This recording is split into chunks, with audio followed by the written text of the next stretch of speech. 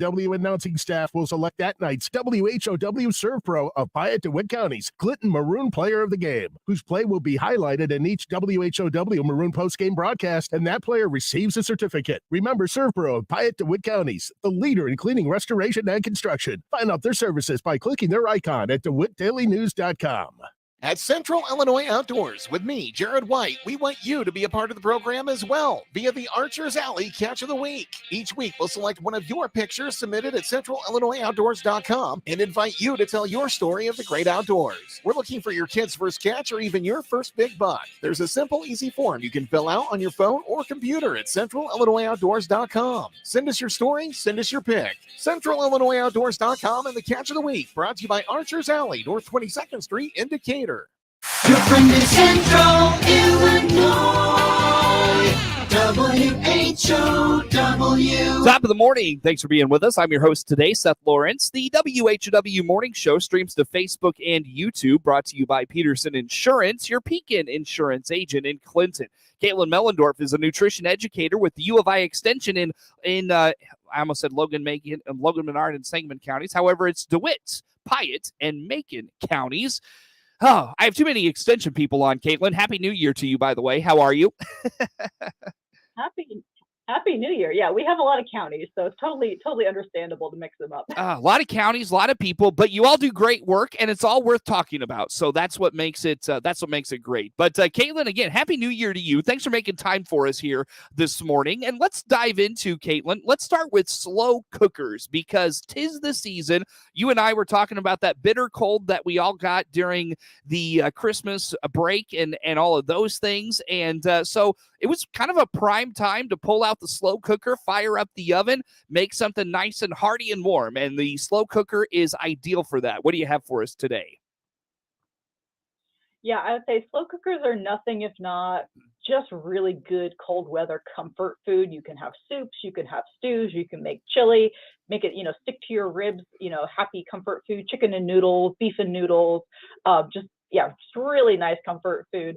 But this was a topic that came to mind, not just for the season, but also because I had to replace my slow cooker amazingly from college.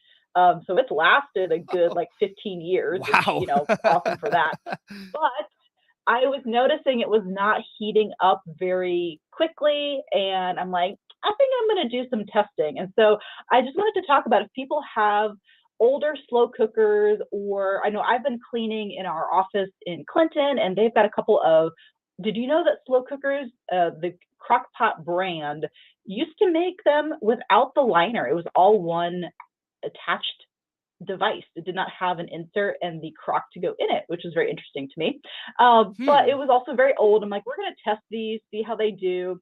So for folks that have older slow cookers, or you're curious about the if yours is still working well, what we're going to have you do is put, if you've got even a smaller slow cooker, it may not fit, but in a 3, 4, 6, or 8 quart slow cooker, add about 8 cups of water to your slow cooker, put the appliance on low, add the lid, and then set your timer for 2 hours. And then at 2 hours, lift off that lid and poke a food thermometer into that water. Don't touch the sides of the crock pot or the slow cooker. Don't touch the bottom.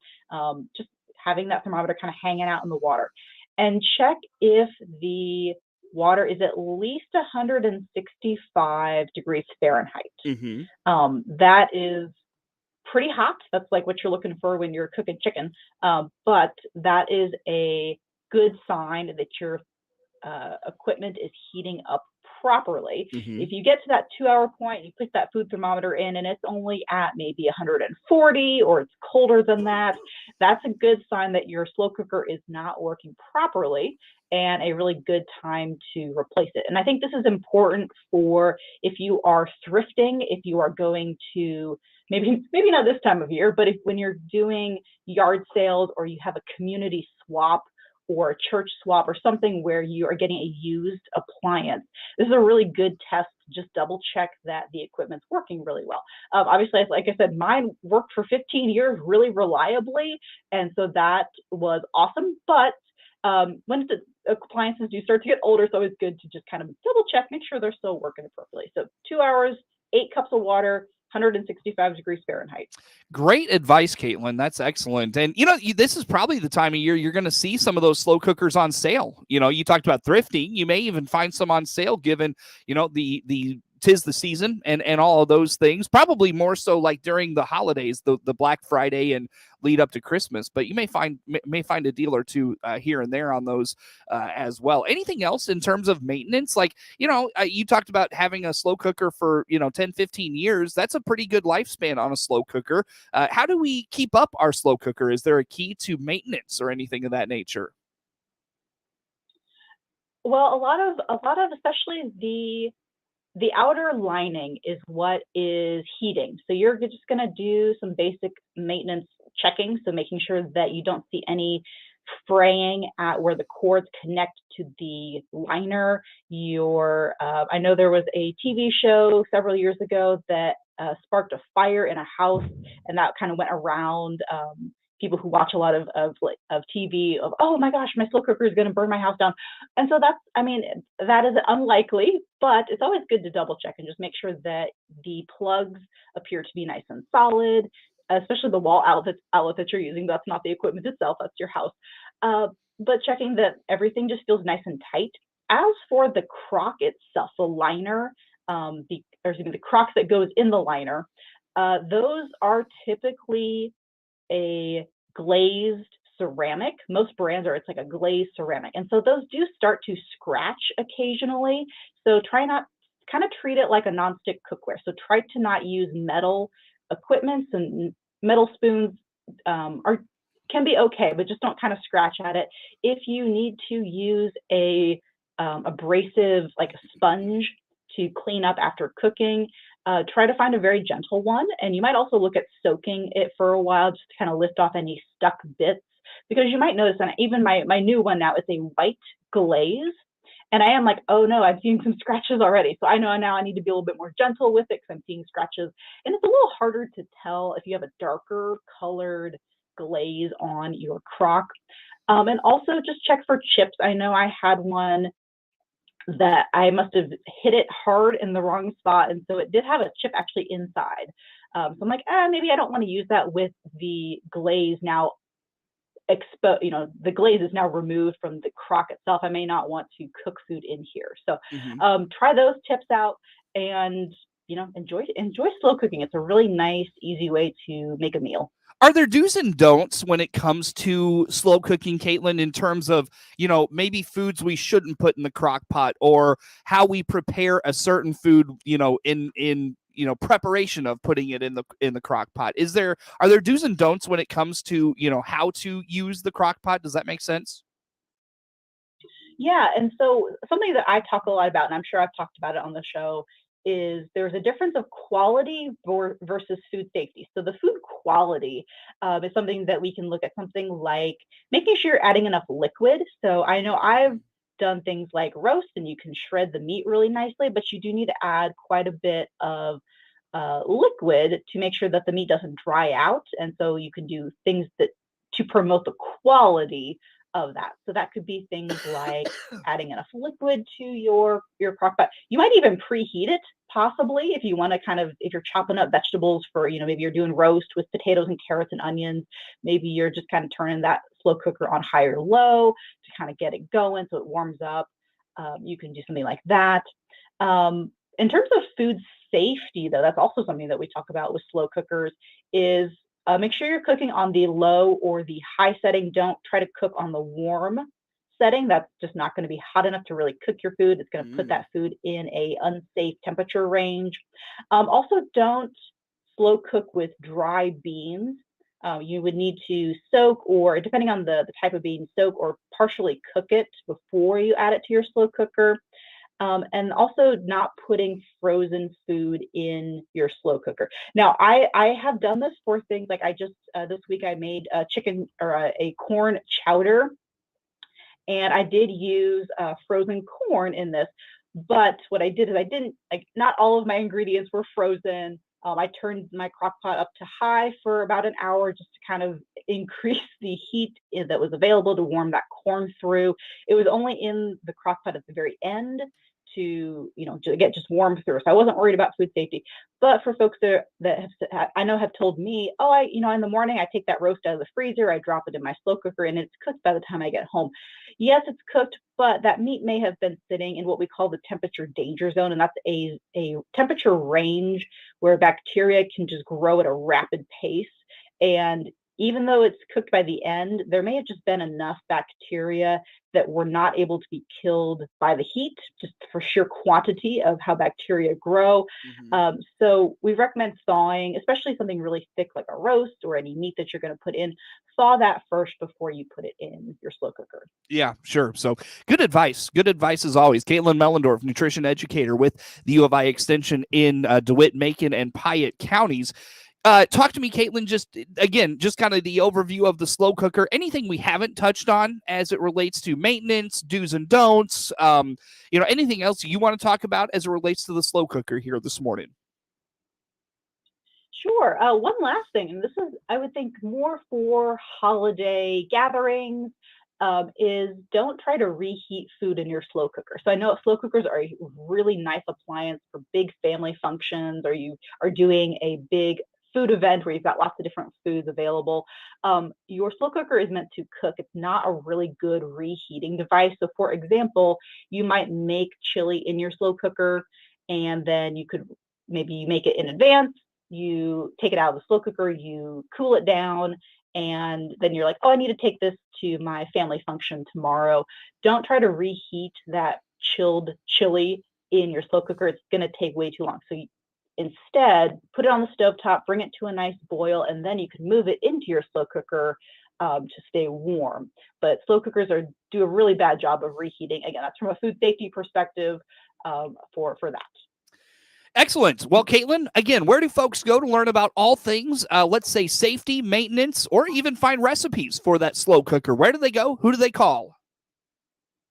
This time I'm going to send you to YouTube. So Illinois Extension has a YouTube channel, and one of my colleagues has several videos on food safety and slow cookers, and a couple of slow cooker recipes. So if you're going to go to YouTube, search for University of Illinois Extension or just Illinois Extension, and you're looking for just some of the cooking playlists, and you'll be able to find some of those videos on slow cooker.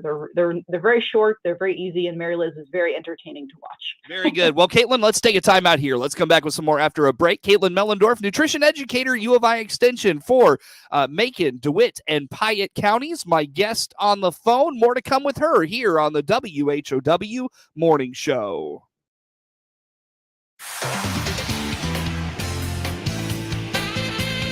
WHOW.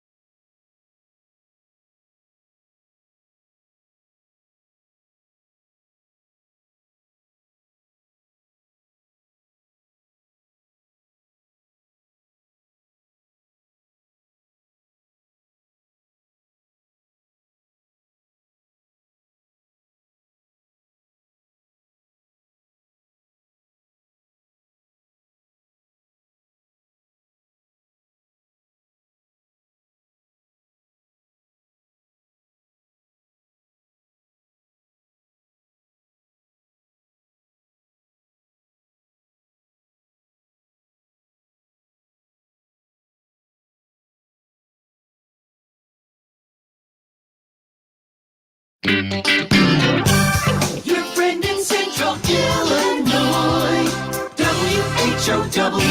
Once again, a good morning. Thanks for being with us. I'm your host today, Seth Lawrence. The WHOW Morning Show streams to Facebook and YouTube, brought to you by Peterson Insurance, your Pekin Insurance agent in Clinton. My guest on the phone in this segment of this program is Caitlin Mellendorf, nutrition educator with the U of I Extension for DeWitt, Macon, and Piatt counties. Caitlin, let's talk about some other things here this morning and our first time together after the new year, and infant and child feeding and making sure that we're getting good nutrition to our kids and all of those things. What do you have for us today?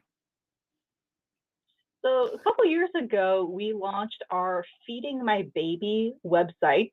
And so if you search for Feeding My Baby with Illinois Extension, it'll pop up and you can check it out. But it focuses on a issue that one of our fellow educators came across when she was looking at important needs for the people in her community. And one of those was, how do I feed my newborn infant? How do I feed this toddler that's growing up, and do it in a way that, you know, gets nutrition in, and talks about some of the trending things that are happening in this world. And so one of those things is making baby food for yourself. So it can be very expensive to buy the little jars of pureed baby food. And so she worked on some materials for that. And then she also looked at something that is a little bit different, which is called baby-led weaning. And what I wanted to just kind of share is go check out the website, go do some reading. But then I want to talk about what in the heck is this term, infant-led weaning. And this is a newer approach to feeding babies that lets them take charge. So you might put a piece of food in front of them and let them touch it, mush it up, take it to their mouth, kind of gum on it, because most young babies aren't going to have teeth yet, so they're going to just kind of gum on it, and letting them kind of learn and explore their food rather than the adult or the parent spoon feeding their kid. And this is a really interesting approach because it gives kids a lot more agency over what they're putting in their mouth. It is also shown to help with picky eating.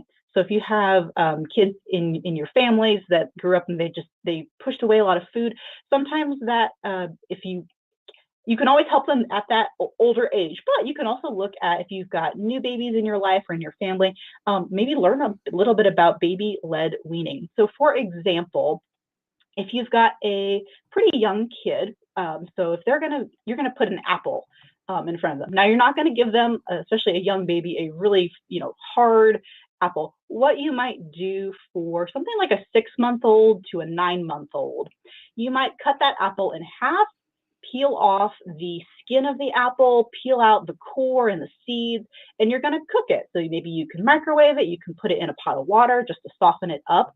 And then you're going to offer that apple to your 6 to 9-month-old, and they can just kind of gum on it. It might be soft enough for the apple that they can swallow some small pieces. And I know that hearing this might really scare some parents. They're thinking, what if my little baby chokes on this?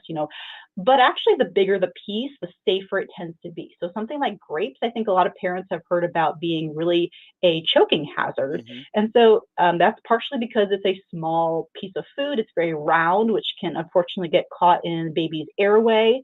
So actually something really large, like a half of an apple that's soft and cooked, is a good way for kids to explore food. Now, another question is my baby ready to eat? And so the general thought is about 6 months is when we might transition away from breast milk and formula over to solid foods. Mm-hmm. But you might have a baby that is a little bit more ready at maybe 5 months, or you might have a baby that's not really so ready until maybe like 8 months. And that's totally normal. That can be very normal for every baby. It's just a little bit different. But you are going to want to look for what we call signs of readiness, that they're ready to do this transition from formula and breast milk over to solid foods. And so you're looking for things like that they can sit up, maybe with a little bit of their own support. So they might be in a chair, of course, but they can kind of hold themselves up. They can lift their heads really, really strongly. They're interested in food. So if you put that half of a cooked apple in front of them, they want to touch it. They want to reach for it. They're interested in it. those are good signs to look for and go, oh, maybe my baby wants to try solid foods now. So whether that's spoon feeding or trying out baby-led weaning, both of those can be very helpful. But those are some signs. There's of course others to see, is my baby kind of ready for some solid foods? Are they interested in this? Man, that takes me back, Caitlin. That takes me back to the day when my kids were transitioning to those solid foods and such. And you were talking about it. I remember, I think my oldest was like 4 or 5 months when we started to think about, when she started to kind of get into the, like the apple sauces and things like that, and maybe some soft veggies and things of that nature. But then my youngest rather, she was not as ready to transition. And it's kind of funny because my oldest is a much bigger child than my youngest, and that kind of, I wonder if that's part of the case, is that she just started that solid food transition a little later. But be all that as it may, Caitlin, anything else on that before we move along here this morning? Yeah, so it's really, there are dietitians and what are feeding therapists. I had to figure the phrase for a second, or the title. So dietitians and feeding therapists that focus on infant and child feeding. So if you are struggling with a picky eater, or you're finding that your baby's falling off of their growth curve when they go to doctor's visits, maybe they're not eating as well as they could. So talk with a pediatric dietitian and a feeding therapist that specializes in infant and child feeding, to really get them on solid footing, make sure that they're growing well, make sure that brain's developing really nicely. So you can always go to visit one of those through your local provider. So that's what I want to leave us on with that. Easy enough. Caitlin, I've got 2 minutes with you. Wrap us up with teeth and oral care and nutrition. What do we need to know here? Yeah, so I think that this is a kind of forgotten area of maybe nutrition. Your teeth are important. We need to have teeth that we can chew with.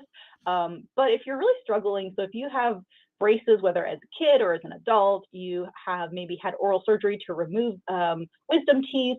So coming into really tender, your really tender mouth surface, really focus on, it's actually kind of a good place to talk about, we just talked about child feeding. So kind of come back to some of those really soft foods.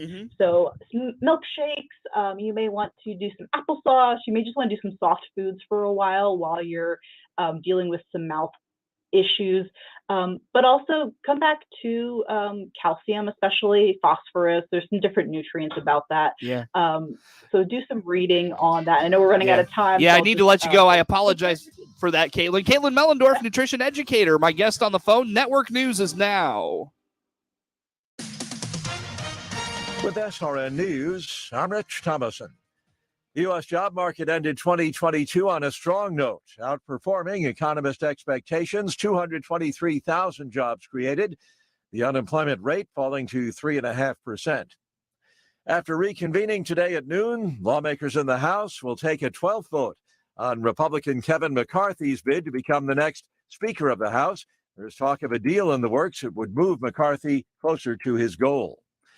After finally announcing plans to visit the southern border, President Biden is blaming Republicans for the crisis that exploded under his watch. Investigators say that surveillance footage, DNA evidence, and cell phone tracking led them to Brian Kohberger, 28-year-old charged with murder in the deaths of 4 University of Idaho students. On Wall Street, the Dow up 378 points. More details, srnnews.com. From the newsroom of Regional Radio and DeWittDailyNews.com, I'm Seth Lawrence with this local news update.